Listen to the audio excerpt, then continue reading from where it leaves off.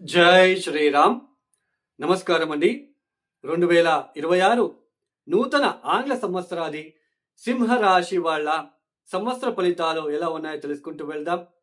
ఈ సంవత్సర ఫలితాలు అనేది ఏ ఆధారాన్ని బట్టి మనం చెప్పుకుంటున్నాము అంటే, సంవత్సర పొడవునా కూడా దీర్ఘకాలికంగా ఒకే రాశిలో సంచారం చేసే గ్రహాల ఆధారాన్ని బట్టి ఈ రాశి వాళ్ళకి ఈ సంవత్సరం ఇలా ఉండబోతుంది అని చెప్పుకుంటున్నాం. ఈ సంవత్సర పొడవునా ఒకే రాశిలో సంచారం చేసే గ్రహాలు ఎవరని చూసుకున్నట్లయితే శని, గురు, రాహు, కేతు. ఈ 4 గ్రహాలు సంవత్సర పొడవునా కూడా ఒకే రాశిలోనే దీర్ఘకాలికంగా సంచారం చేస్తూ ఉంటారు.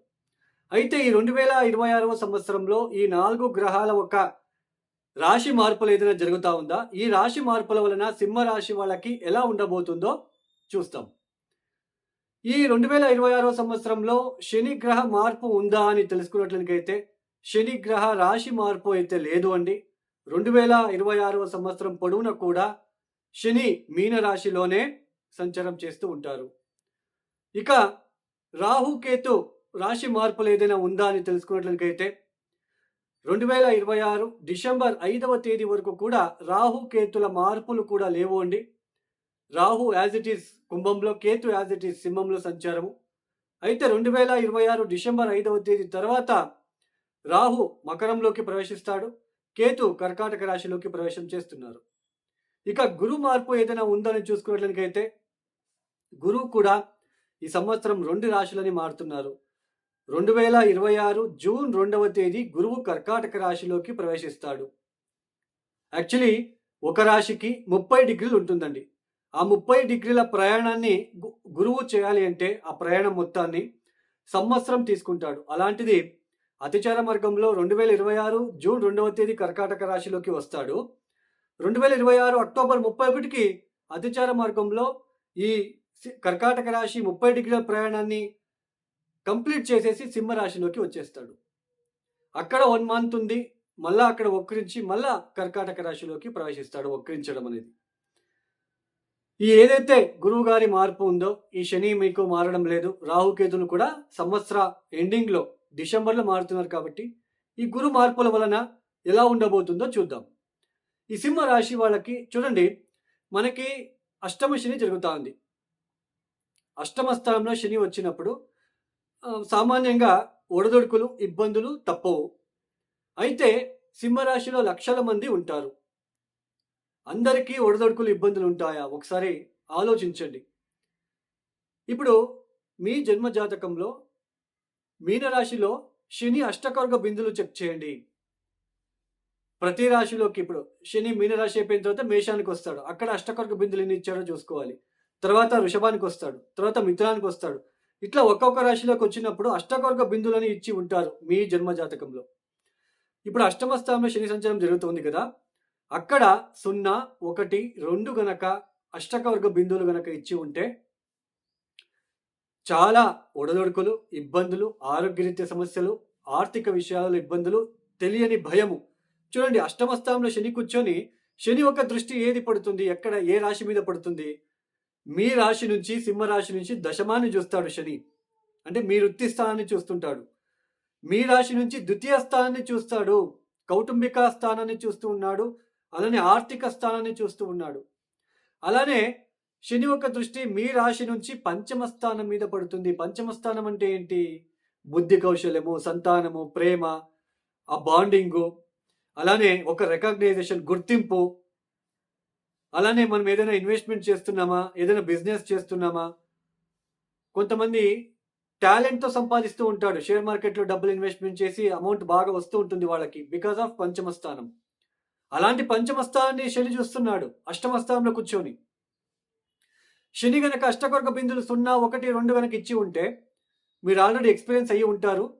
తెలియని భయము, డిప్రెషన్లోకి వెళ్ళడము, ఆరోగ్యరీత్యా ఇబ్బందులు, సరిగ్గా భోజనం చేయలేకపోవడము, నిద్రాహీనత, ఇన్వెస్ట్మెంట్ చేసి మోసపోవడము, ఉన్న డబ్బు అంతా ఖర్చు అయిపోవడము, భయం ఎక్కువగా, మీకంటూ ఉన్న రికగ్నైజేషన్ తగ్గడము, అంటే గుర్తింపు, మీకు ఒక చెడ్డ పేరు రావడము, ఇవన్నీ కొంచెం కొంచెం కొంచెం వచ్చి ఉంటుంది. బట్ ఇక్కడ ప్లస్ ఏంటంటే సింహరాశి వాళ్ళకి 2025లో గురుబలం వచ్చింది.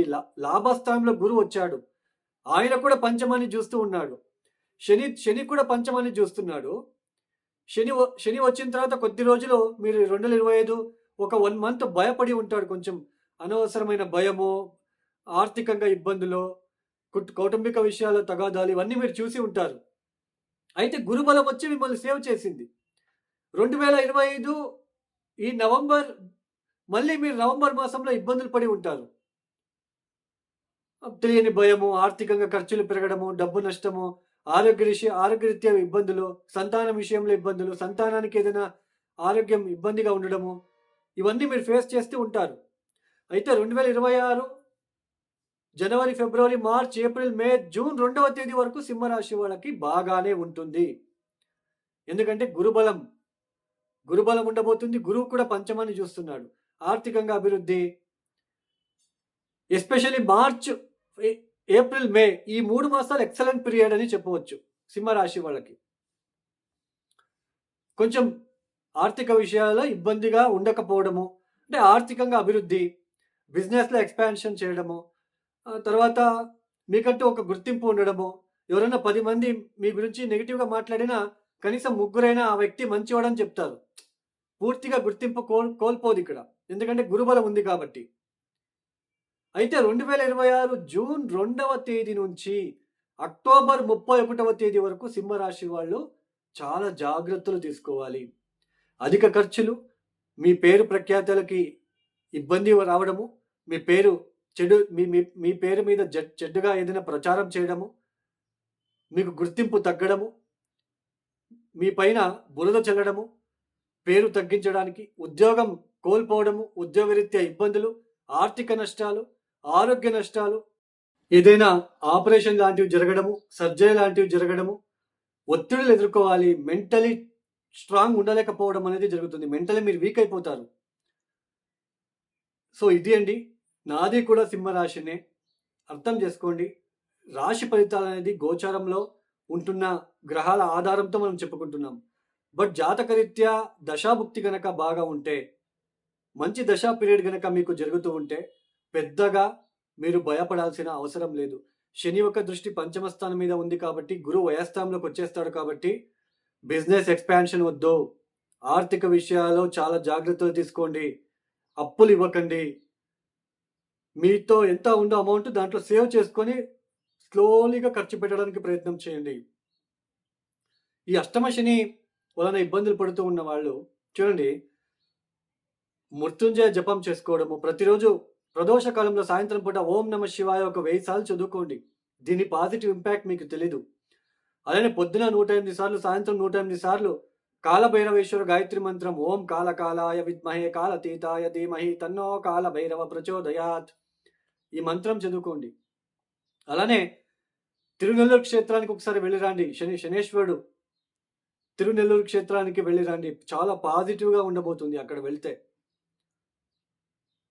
అలానే కొంచెం దత్తాత్రేయ, శ్రీపాద, శ్రీవల్లభ, దివ్య చరితామృత ప్రతిరోజు ఒక అధ్యాయాన్ని చదువుకోవడానికి ప్రయత్నం చేయండి. ఇక ఎవరైతే వీడియో చూస్తున్నారో లైక్ చేయండి, షేర్ చేయండి, సబ్స్క్రైబ్ చేసుకోండి. అలానే ఎవరికైనా ఆస్ట్రాలజీ కన్సల్టేషన్ కావాలనుకుంటే డిస్ప్లే అవుతున్న నెంబర్కి నేరుగా కాల్ చేయండి. ప్రాబ్లమ్స్ చెప్పుకోరాదు. డేట్ ఆఫ్ బర్త్ టైమింగ్స్ ఉన్న వాళ్ళు మాత్రమే కాల్ చేయండి. ఫోటో పంపిస్తా, ఆధార్ కార్డులో ఉన్న డేట్ ఆఫ్ బర్త్ సరిపోతుందా, ఇలాంటివన్నీ అడగకండి. సో ఆన్లైన్ పూజలను తప్పించండి. మీరే కష్టపడి నేను చెప్పిన పరిహారాలు మీరు ఒక 1 year చేసుకోండి చాలు, మీకు అర్థమవుతుంది. ఇక సర్వేజనో సుఖినో భవంతు. ధన్యవాదములు. జై శ్రీరామ్.